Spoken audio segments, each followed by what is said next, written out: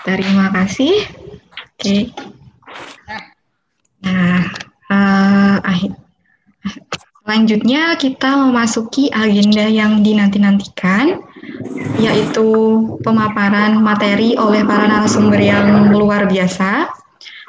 Alhamdulillah, pada acara diskusi hari ini, kita ditemani oleh 3 narasumber. Yang pertama yaitu Profesor Dr. Purnomo. Selamat pagi, Prof. Purnomo.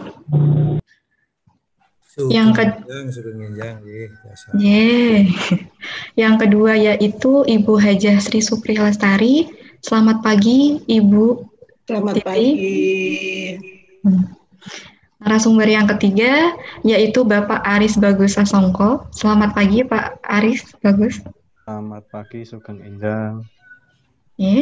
Jadi pada sesi diskusi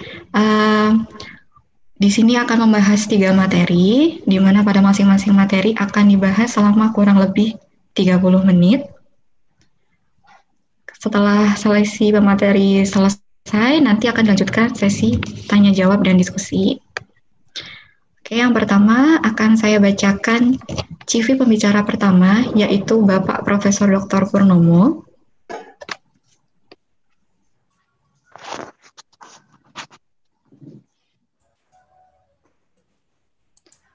Jadi beliau adalah guru besar di Fakultas Biologi UGM.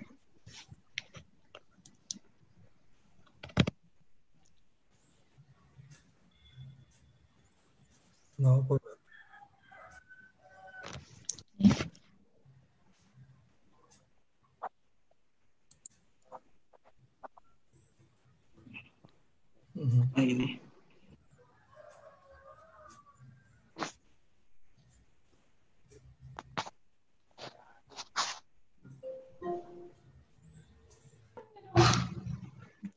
Mohon maaf Bapak Ibu, saya ulangi lagi, berikut saya bacakan CV dari Bapak Prof. Purnomo. Jadi beliau adalah guru besar Fakultas Biologi UGM. Beliau adalah ahli di bidang taksonomi tumbuhan, sistematika tumbuhan. Track record beliau sangat panjang dan sangat banyak sekali di bidang pengelompokan dan sistematika tanaman bunga, salah satunya yaitu anggrek. Dan beliau mendapatkan penghargaan sebagai dosen teladan Universitas Gadjah Mada pada tahun 1992. Kepada Profesor Dr. Purnomo, kami persilahkan. Ya, terima kasih. Assalamualaikum warahmatullahi wabarakatuh. Waalaikumsalam. Wah, saya minta maaf ini backdropnya belum bisa muncul ya. Baiklah, saya minta maaf karena backdropnya belum muncul, belum ada, sehingga memang mungkin tidak bisa saya nanti. Kita punya keterbatasan waktu. Bapak Ibu sekalian yang saya hormati, semoga semuanya sehat selalu di lindungan Allah Subhanahu wa Ta'ala. Nah, kemudian yang pertama saya itu ditugasi, saya terima kasih sekali waktu yang diberikan kepada saya, ditugasi untuk memaparkan apa yang disebut pengenalan keluarga tumbuhan anggrek. Nah, apakah suara saya kedengaran ya? Kedengaran. Ampun, Prof. Ya, ini kepada pengenalan keluarga tumbuhan anggrek yang itu secara ilmiah itu namanya Orchidaceae. Jadi nanti kalau saudara membaca itu jangan Orchidaceae, tapi Orchidaceae. Bacanya yang benar itu. Nah, anggrek ini kan sebetulnya suatu kumpulan kelompok tumbuhan yang dulunya itu bukan ada di budidaya, bukan ada di rumah-rumah, tapi anggrek ini dahulunya juga ada di sebagai penyusun hutan hujan atau hutan di wilayah bumi ini, dia ada di hutan. Sehingga pada waktu saya menampilkan ini, pertama kali ini ada anggrek yang malahan ditiru bentuknya itu saking menariknya itu ditiru oleh mantis atau apa namanya itu belalang sembah itu, tubuhnya itu menyesuaikan seperti ini.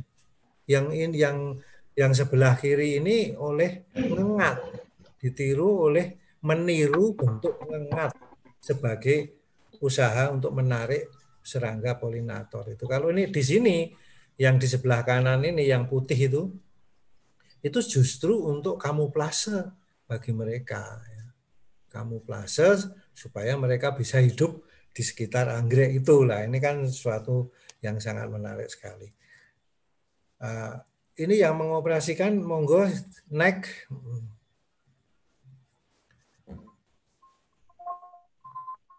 Halo, selanjutnya monggo naik. Nah, tentu saja pertanyaannya itu adalah anggrek itu siapa? Siapakah tumbuhan anggrek itu? Nah, ternyata tumbuhan anggrek itu kalau diklasifikasikan atau di kelompok-kelompokan itu bahwa dia termasuk tumbuhan, tapi yang paling menarik sekali itu bahwa pada yang namanya anggrek ini merupakan termasuk di dalam kelas berbunga. Makanya nanti kalau itu dia masuk ke monocotyledone, berbunga monokotil, nanti bunganya itu mesti anunya itu 3 seperti ini. 1, 2, 3, 1, 2, 3, dan 1, 2, 3, 1, 2, 3, dan sebagainya. Nah ini kan prototipnya monokotil itu kayak gitu itu. Sehingga tapi jeleknya lagi yang namanya anggrek itu kan masuknya di dalam bangsanya itu dulu Orchidales, namanya Orchidaceae, Orchidales dulu, Orchidales. Itu nama lainnya adalah Microspermae. Seperti yang Bapak Ibu sekalian lihat di sini bahwa bijinya itu sangat kecil-kecil sekali seperti debu, seperti ini. Sehingga namanya juga Microspermae. Nah ini kalau nanti yang mau budidaya anggrek ini melihat biji ini jangan dibuang, ini bisa ditutupkan untuk perbanyakan anggrek itu, perbanyakan secara kreatif. Nah ini. Nah, si Orchidaceae sendiri itu kadang-kadang juga sangat menarik sekali. Karena apa? Orchidaceae itu sampai dicintai atau sampai disenangi sama Ibu Tin Soeharto zaman dulu itu, dia sangat senang sekali itu sebetulnya hanya tertarik pada perhiasan bunganya. Dia jelas tidak mau tahu seperti apa pernik-pernik di alat kelaminnya, tapi di perhiasan bunganya. Mbak, silahkan Mbak, naik Mbak. Nah, mengapa tumbuhan anggrek itu menarik? Mengapa tumbuhan anggrek itu menarik? Aneh. Nah, menarik, tumbuhan anggrek itu menarik. Kenapa? Seluruh anggota tumbuhan anggrek itu memiliki spesial adaptasi di bunganya itu. Itu sangat menarik sekali. Di batangnya juga iya, di akarnya juga iya, dan di bunganya sangat luar biasa. Karena apa? Dia itu sangat attracting sekali, attracting, ya, menarik, memikat, memiliki daya tarik tersendiri, menggerakkan atau apa namanya memobilisasi. Siapa yang dimobilisasi, siapa yang tertarik, siapa yang diperdaya itu sebetulnya dulu-dulunya serangga polinator. Dulu-dulunya itu serangga polinator. Tapi saat ini manusia yang menjadi wah ini bunganya jadi indah sekali karena ada evolusi dari bagian-bagian bunganya itu mengarah kepada bentuk-bentuk khusus. Yang kebetulan bentuk khusus itu sangat menarik. Naik Mbak, naik.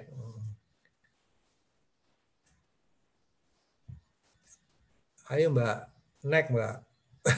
Nah, ini yang saya ceritakan di depan tadi.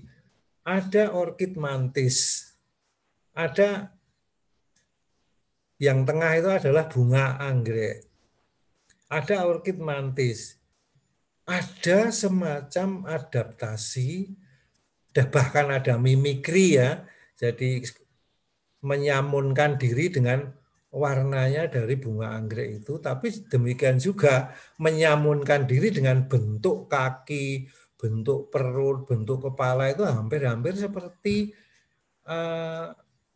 tampilan dari bunga anggrek tunggal seperti itu. Next, Mbak. Nah, karakter anggrek ini yang juga penting sekali. Ini karena mengenal maka kita harus tahu ini. Yang habitus itu perawaannya itu kan kalau dikenal di anggrek itu kan ada terestris, ada epipit. Anggrek tanah, terestris itu nanti autotropik, bisa saprotropik, tapi ada juga yang epipit. Nah, bagi yang epipit di akarnya itu sudah sangat menarik karena akarnya itu nanti adhesif yang epipit itu. Jadi akarnya itu bisa untuk melekat. Kalau yang anggrek tanah karena dia beradaptasi untuk kekeringan dan sebagainya, dia membentuk yang namanya umbi akar atau umbi batang. Sehingga nanti kalau pada yang epipit itu umbinya biasanya pada umbi batang, kalau yang anggrek tanah itu umbinya umbi akar yang untuk pertahanan di masa kering itu.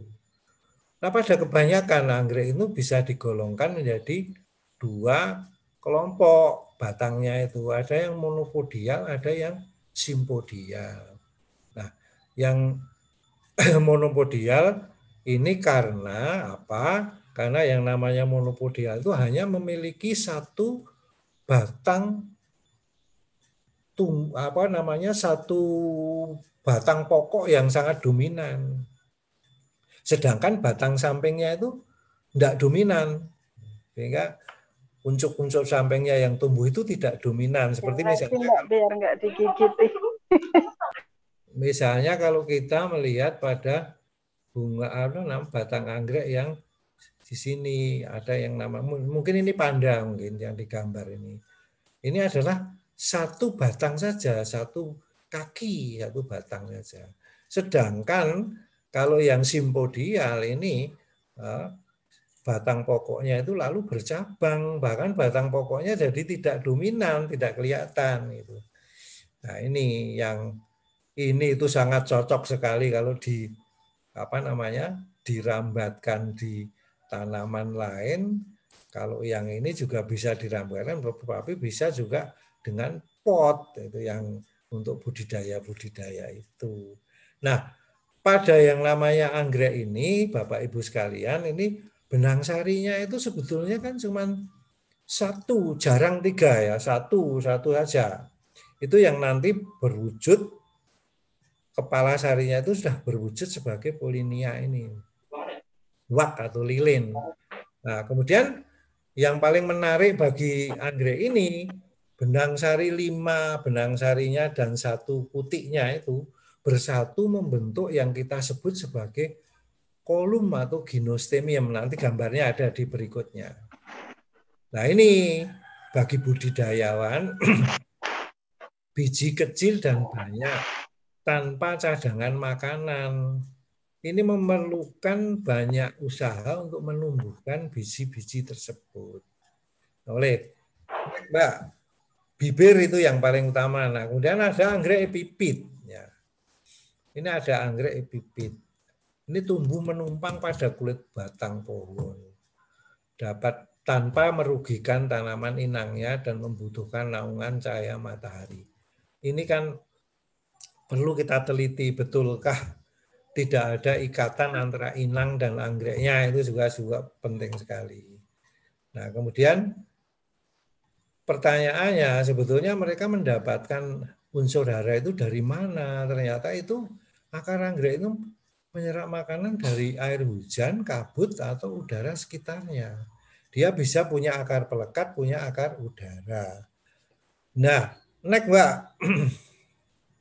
Nah, epipit itu kalau nanti Bapak Ibu sekali yang ke alam itu bisa epipit itu di batang pokok, bisa di cabang primer, bisa di cabang tersier, bisa di cabang yang selanjutnya rantingnya itu. Jadi ada ranting-ranting kecil-kecil itu pun kadang-kadang dalam evolusinya itu ada yang di sini, ada yang di sini dan sebagainya.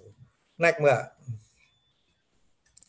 Nah, untuk anggrek terrestris ini, anggrek tanah itu, anggrek yang tumbuh di tanah dan membutuhkan cahaya matahari langsung, absorpsi hara dari tanah, anggrek tanah sendiri bisa dorman di masa kemarau. Makanya ini kalau nanti kita budidaya, umbi-umbi yang ada di dalam tanah itu kalau dia ini malah bisa jadi tanaman tersendiri.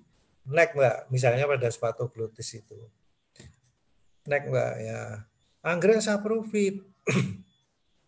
Anggrek yang tumbuh pada media yang mengandung humus, daun-daun kering dan sebagainya itu dia membutuhkan sedikit cahaya matahari, tidak memiliki daun dan klorofil. Dia sangat membutuhkan, next, Mbak, sangat membutuhkan adanya kerjasama dengan yang kita sebut sebagai jamur akar.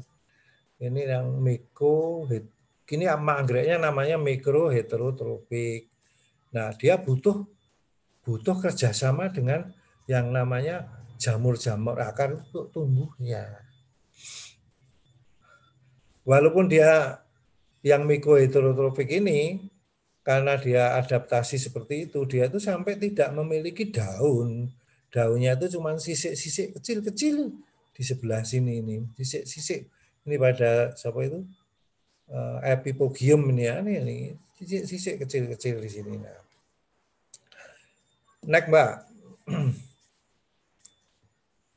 Ada yang litofit, misalnya anggrek yang pada berbatu-batu. Nah, ini kan cocok sekali untuk dianukan di pot, ya. Tidak memerlukan begitu banyak unsur hara, tapi bisa hidup ini mungkin yang ada di batu-batu ini menarik sekali. Next, Mbak. Next, Mbak. Nah, akar anggrek secara prototip, akar anggrek itu ya akar monokotil, adventitious, akar liar ya. Ini seperti ini, akar liar muncul dari buku-buku batangnya ini. Muncul dari buku-buku batang, bukan dari calon akarnya tidak tumbuh ini. Anggrek terrestris.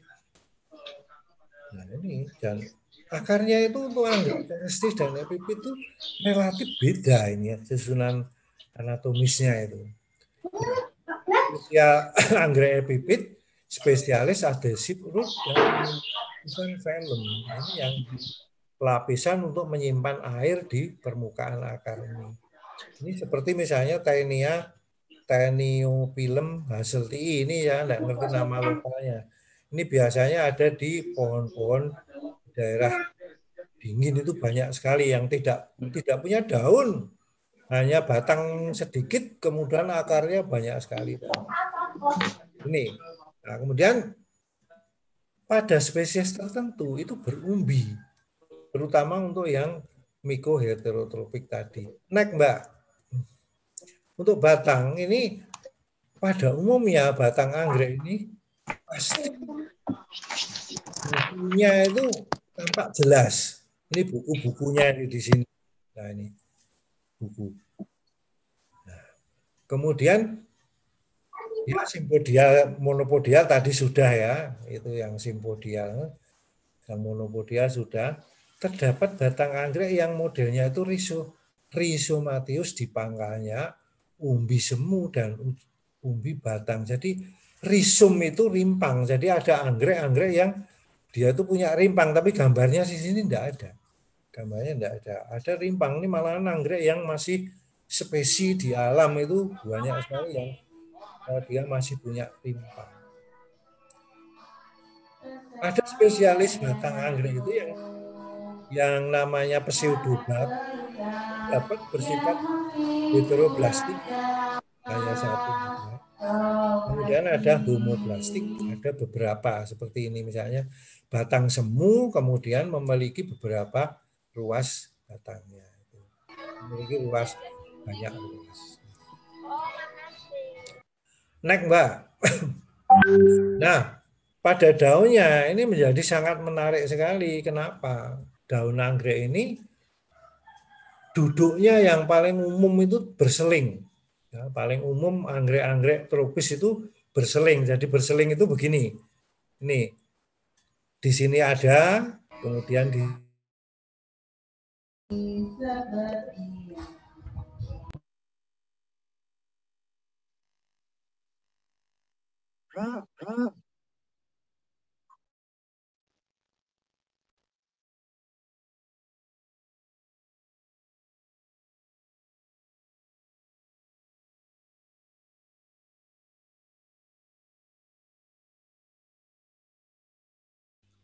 Prof, suaranya masih mute, Prof.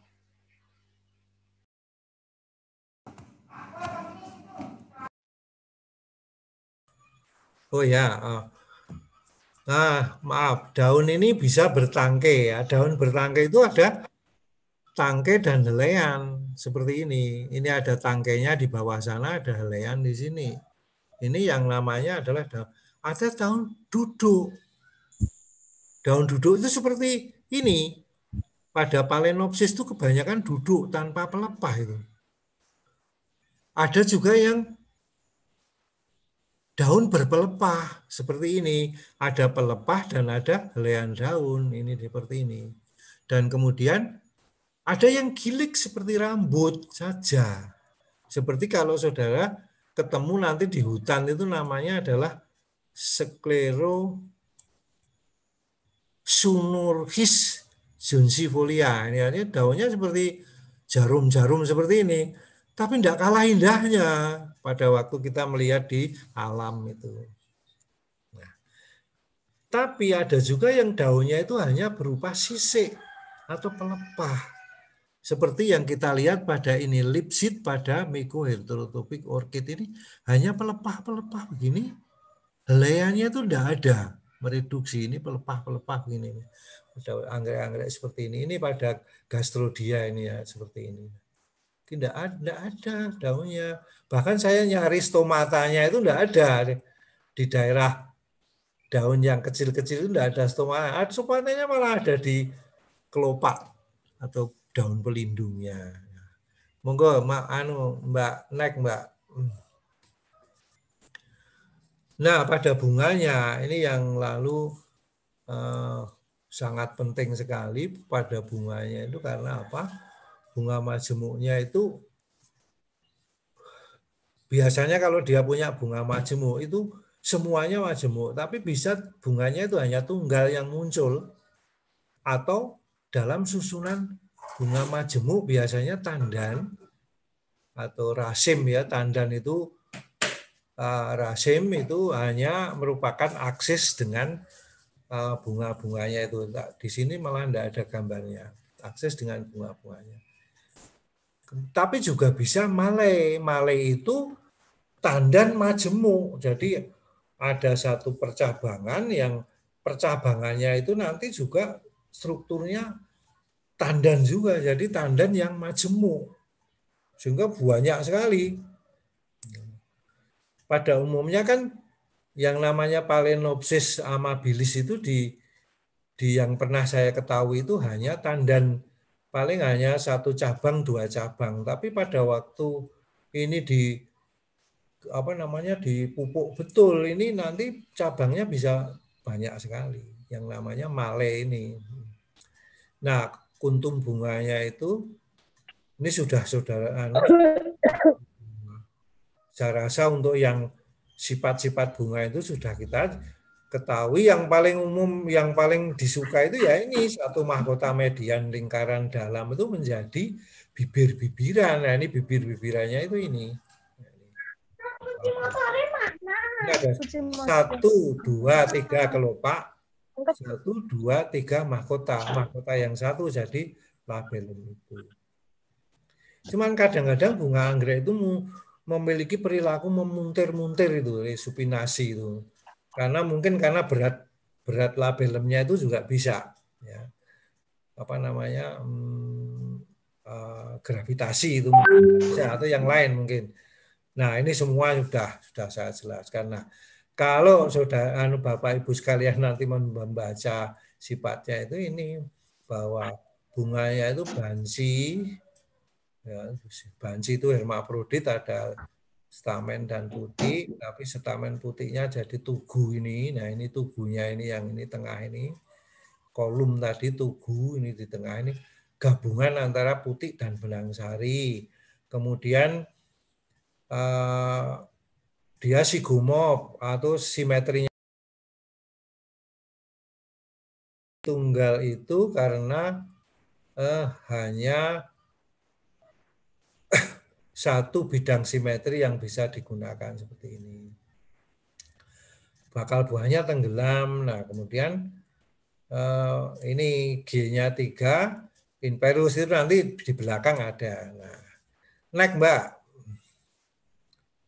Nah, ini yang paling malah memberikan gambaran yang paling bagus untuk kita ketahui itu di sini. Bahwa ini adalah benang sari atau alat kelamin jantan dan alat kelamin betina itu sudah berubah jadi tugu atau kolom seperti ini. Nah, ini. Dan kepala putihnya itu ada di tengah sini, ada lubang stigma, di dalamnya ada kepala putihnya, rostellum itu. Nah, kemudian kalau Bapak Ibu sekalian mau mengawinkan, ya ini itu dibawa ke sini.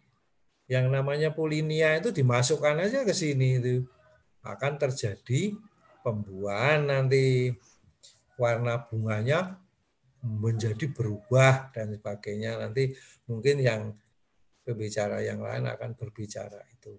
Ya. Nah, ini labelemnya ini yang paling sangat sangat menarik sekali untuk dianukan, warnanya dan sebagainya. Next, Mbak. Nah,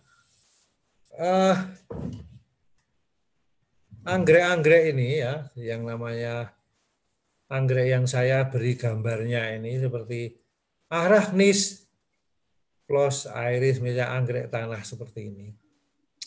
Ini kan barangkali masih spesies ya, ini masih spesies mungkin. Dendrobium phalaenopsis ini mungkin juga masih spesies, tapi saya tidak ngerti. Barangkali mungkin sudah ada silangan dan sebagainya. Tapi kalau yang ini ada Phalaenopsis sama bilis yang saya gambar ini adalah spesi. Ini daunnya kalau Bapak Ibu sekalian lihat, daunnya itu panjang seperti telinga kambing itu, panjang sekali ini daunnya. Cuman bunganya juga ramping-ramping seperti ini untuk yang spesi. Saya tidak ngerti kalau panda tricolor ini masih spesi atau tidak, atau mungkin sudah silangan. Ada namanya Cattleya, ini mungkin sudah silangan. Apalagi ini panda yang ini sudah silangan, yang biru ini dan sebagainya. Sehingga saya itu memberikan arahan, memberikan gagasan di sini itu bahwa anggrek spesies ini sudah sulit untuk didapatkan di alam. Karena saat ini itu kan eksplorasi anggrek itu sangat gencar sekali. Anggrek spesies sebetulnya dia merupakan sumber variasi fenotipik dan genotipik yang nantinya itu bisa kita mainkan.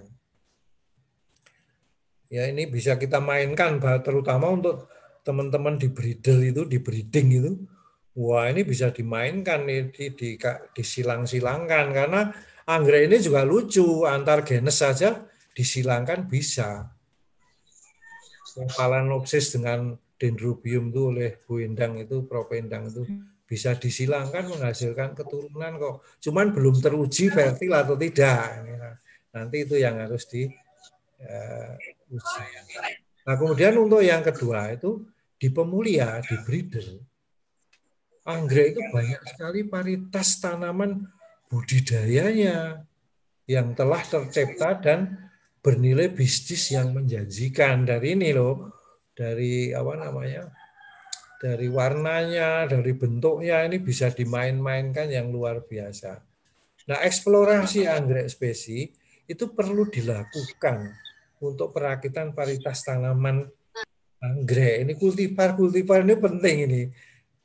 Ada kegiatan eksplorasi di alam karena kita masih punya Sulawesi dan kita masih punya Papua, Sulawesi, Kalimantan itu masih menyimpan banyak sekali plasma dari anggrek ini. Nah, Mbak. Nah, ini yang mungkin yang terakhir ini ya, buah dan biji. Nah, posisi buahnya itu tenggelam seperti ini. Nanti kalau Bapak Ibu sekalian melihat, ini di bawah dari mahkotanya. Jadi ini mahkotanya, ini buahnya. Inverus, tenggelam dia. Buah anggrek umumnya itu kapsul, pecahnya 3. Nah, ini pecahnya menurut ini 1, 2, ada 1 jalur lagi. Nanti itu pecah 3 bagian. Nah, kalau ada yang 6 bagian juga bisa. Dan bijinya itu lalu terbang melalui angin. Jadi plasentasi biji umumnya parietal, yaitu oke lah. Dan kemudian jumlah bijinya per kapsul banyak sekali. Lebih dari ini ada keterangan lebih dari 1 juta dalam 1 kapsul. Ini perlu pembuktian ini. Makanya kecil. Biji masa itu seperti debu. Nah, ini seperti ini Bapak Ibu sekalian bisa melihat. Dalam 1 buah saja kita bisa mendapatkan biji yang banyak sekali, morfologinya seperti ini. Jadi ada seed coat, jadi ada seed selular itu, ada lapisannya, kemudian ada bijinya sendiri, dan kemudian di sini itu ada struktur bijinya yang digambarkan seperti ini bijinya, ini coatnya. Dan ini buahnya, kalau ini adalah buah anggrek untuk budidaya panili, ini panili, panila itu. Ini buah dari panili yang baunya wangi sekali. Next, mohon maaf, Prof. Pur, waktu pemaparan sisa 5 menit lagi. Ya, ini next 1 kali lagi. Oh ini, nah ini saya itu jadi tertarik sekali dengan ini anggrek bulan ini. Sebetulnya saya potret di depan toko 7-Eleven. Tulisannya betul enggak 7-Eleven dekat Tokyo University of Agriculture. Bunga majemuknya bukan tandan lagi. Male ini sudah. Tandan yang bercabang banyak sekali. Ini tingginya hampir sama dengan tinggi saya ya, sekitar 1,68 cm. Ini sangat luar biasa. Nah, monggo ini satu yang harus saya beri saya memanukan bahwa untuk mengenal anggrek, terutama untuk mengenal sampai spesies, itu dibutuhkan penguasaan karakter morfologi, dan mungkin juga pada saat ini banyak sekali yang membantu dengan cara fotografi. Dan eksplorasi itu untuk pecinta anggrek itu sebetulnya eksplorasi itu sangat diperlukan untuk mendapatkan kekayaan alam kita yang berupa anggrek spesies yang masih ada saat ini. Bagaimana caranya nanti bisa kita bicarakan. Baik, waktunya saya rasa cukup. Saya kembalikan kepada pembawa acara. Assalamualaikum warahmatullahi wabarakatuh. Waalaikumsalam warahmatullahi wabarakatuh. Terima kasih Prof. Pur atas pemaparan yang sangat luar biasa.